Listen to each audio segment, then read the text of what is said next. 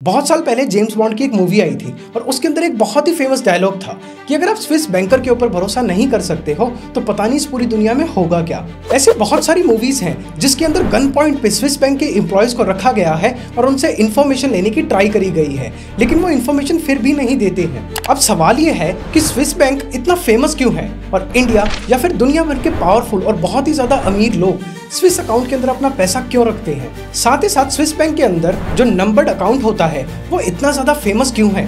लेकिन उससे पहले हम समझते हैं कि ब्लैक मनी क्या होता है। कोई भी पैसा जिसका सोर्स गवर्नमेंट से छुपाया जाता है उसको हम ब्लैक मनी कहते हैं। ब्लैक मनी का जो सोर्स है मेनली दो तरीकों से होता है। सबसे पहले इलीगल एक्टिविटीज जैसे कि बैटिंग, स्मगलिंग या फिर एक्सटॉर्शन। सेकेंडली लीगल एक्टिविटीज के थ्रू, लेकिन उस केस के अंदर आप गवर्नमेंट को सही रिकॉर्ड्स नहीं देते हो। इसको एक एग्जांपल से समझते हैं।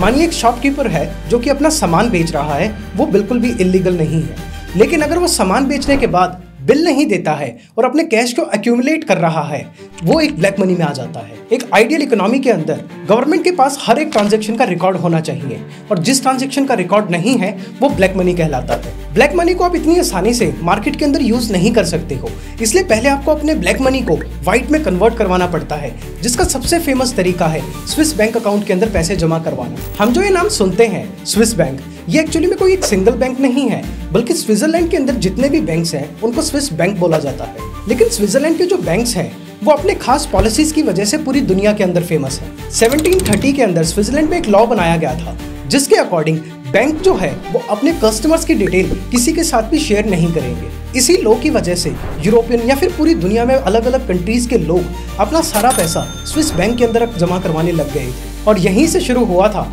साइलेंस और सीक्रेसी का कल्चर, जो स्विस बैंक के लिए बहुत ही इंपॉर्टेंट बन चुका है। इस रूल के बाद जितना भी फॉरेन कंट्रीज से स्विस बैंक के अंदर पैसा आ रहा था वो स्विट्जरलैंड की गवर्नमेंट के लिए बहुत ही ज्यादा बेनिफिशियल हो चुका था। जिसके बाद 1934 के अंदर स्विस गवर्नमेंट ने एक और नया रूल पास करा, द बैंकिंग एक्ट ऑफ 1934। इस रूल के आर्टिकल 47 के अकॉर्डिंग अगर कोई भी स्विस बैंक का एम्प्लॉय बाहर की किसी गवर्नमेंट या फिर टैक्स एजेंसी को कस्टमर की डिटेल शेयर करता है तो वो एक पनिशेबल ऑफेंस है स्विट्जरलैंड के अंदर, चाहे वो डिटेल्स किसी क्रिमिनल की भी क्यों ना हो।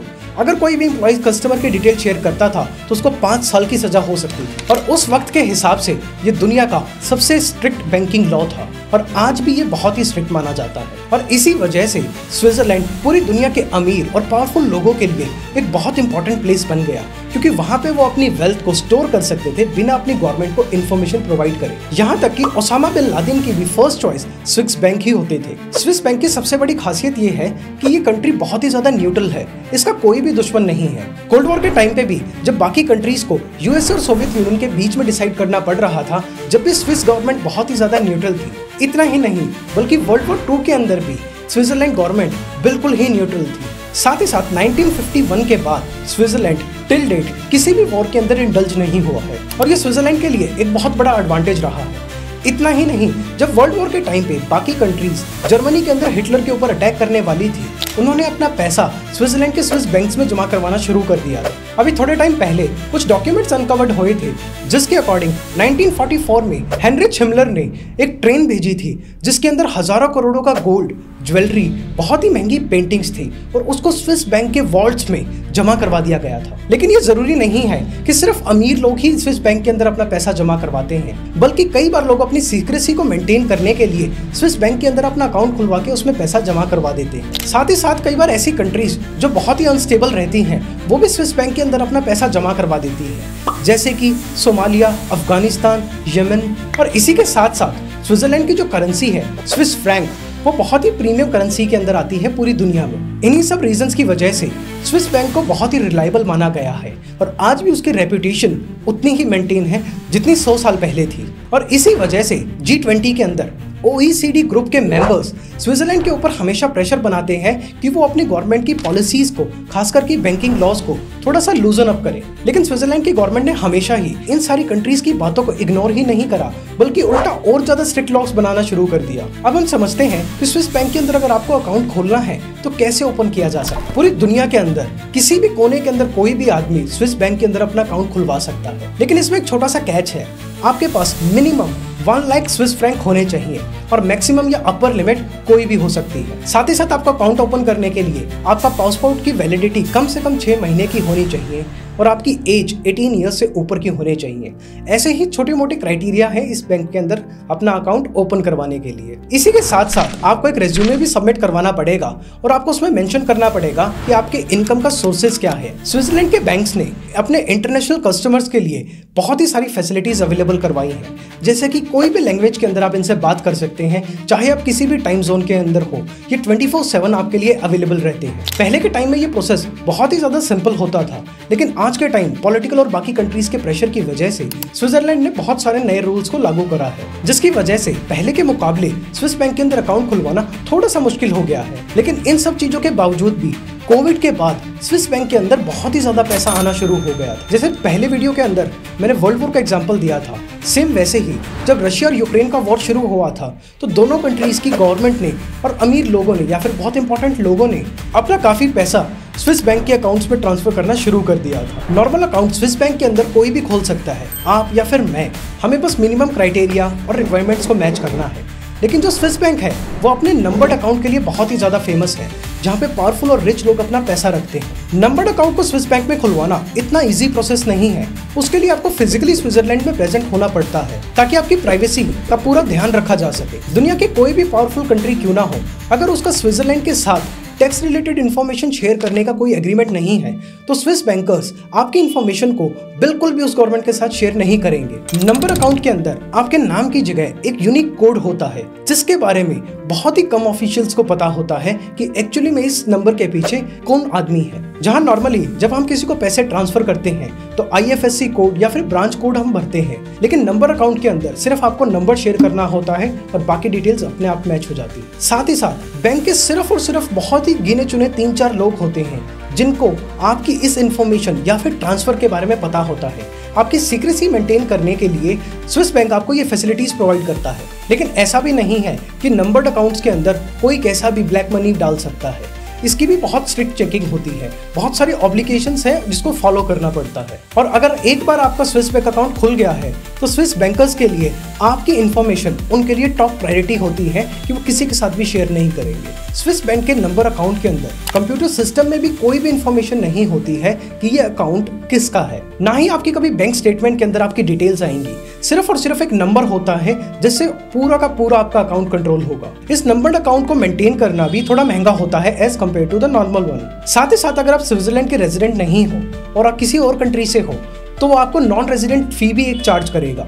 साथ ही साथ स्विस बैंक आपको एक फैसिलिटी भी देता है कि अगर आप चाहते हो कि आपकी बैंक स्टेटमेंट आपकी होम कंट्री के अंदर नहीं शेयर करी जाए तो उसका भी ध्यान स्विस बैंक इजीली रख लेता है, जिससे कि बैंक स्टेटमेंट के थ्रू आपकी गवर्नमेंट तक इन्फॉर्मेशन ना जाए। लेकिन इसके लिए भी एक आपको अलग से फीस पे करनी पड़ती है। साथ ही साथ पहले ऐसा होता था कि आप नंबर्ड अकाउंट से इंटरनेशनल वायर ट्रांसफर कर सकते थे, लेकिन आज के टाइम पे इस फैसिलिटीज को बंद कर दिया गया है। और आज के टाइम में अगर आप अपने स्विस बैंक से किसी और कंट्री में दूसरे बैंक के साथ कोई पैसे ट्रांसफर करते हो तो स्विस बैंक को आपकी इन्फॉर्मेशन उस बैंक के साथ शेयर करनी पड़ती है। और अभी थोड़े टाइम पहले 1-2 ऐसे केसेस हुए थे जिसमें कस्टमर की इन्फॉर्मेशन लीक हुई थी। साथ ही साथ जब भी आप नंबर्ड अकाउंट खोलते हो स्विस बैंक के अंदर आपको कोई भी चेकबुक नहीं मिलती है, क्योंकि उससे इजीली आप ट्रैक कर सकते हो कि ये चेकबुक किसकी है। इसलिए स्विस बैंक एक स्विस ट्रैवलर चेक प्रोवाइड करता है जो कि बैंक खुद ही इशू करता है, जिसके अंदर सारी की सारी डिटेल्स ऑलरेडी मेंशन होती है। बस आपको उसको एक करेंसी की तरह यूज करना होता है। आपने बहुत बार न्यूज में सुना होगा कि किसी सेलिब्रिटी की इन्वेस्टिगेशन के ड्यूरिंग उसके अंदर स्विस ट्रैवलर चेक मिले हैं। इस चेक के लिए बैंक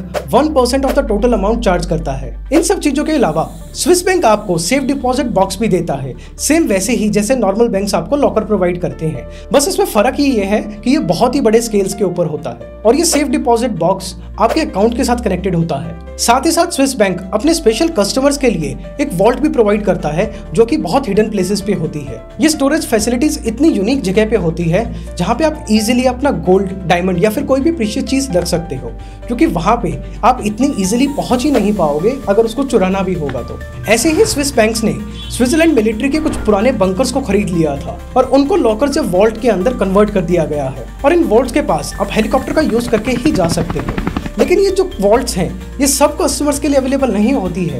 ये बहुत ही यूनिक कस्टमर्स होते हैं स्विस बैंक के, जिनके लिए ये प्रोवाइड करवाते हैं। और इतनी इजीली ना पहुंचने की वजह से ये बहुत ही हाई सिक्योरिटी के अंदर आते हैं। इन लॉकर्स का जो रेंट है वो $500,000 USD से शुरू हो जाता है। अब आप खुद सोच सकते हैं कि जिस वॉल्ट की कीमत ही इतनी ज़्यादा है उसके अंदर चीज़ें कितनी वैल्यूएबल रखी होंगी। पर आपको ये जान के शौक लगेगा कि ये सारी की सारी वॉल्ट्स ऑलरेडी फिल्ड हैं।